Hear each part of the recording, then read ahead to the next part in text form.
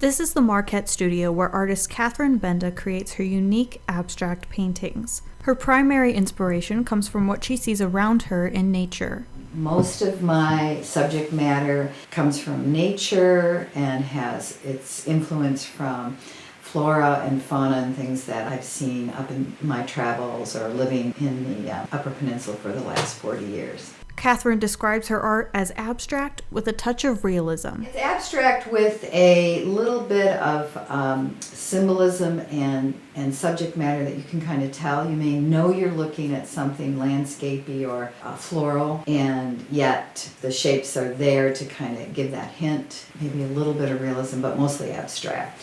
She draws on shapes, colors, and patterns that she finds in nature and makes them her own to create these unique pieces. I like to redefine what I see, take it in and look at it, and then interpret it on how it impacts me. So if I see something that's visually very stimulating or even interesting because it has a repeated pattern or shapes, what can I do with that pattern and shape with paint? So you might see a repeated leaf type pattern that might come from just walks in the woods or plants in a pot in the house, but what can I do to make it a little bit more interesting and a little bit different?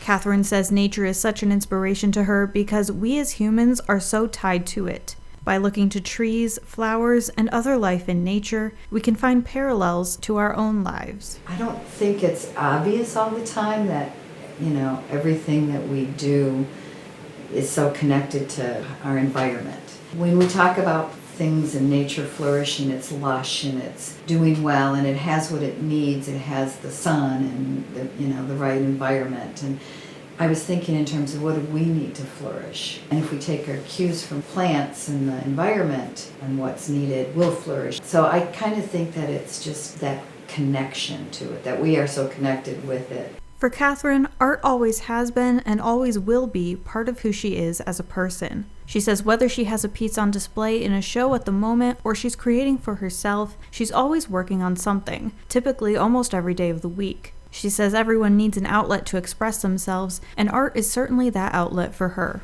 It's really at the core of who we are to self-express. So for me, self-expression comes through my painting. For somebody else, it might be music, writing. How we express ourselves really kind of lets us be more of our authentic self. So art really gets to the core of who I am.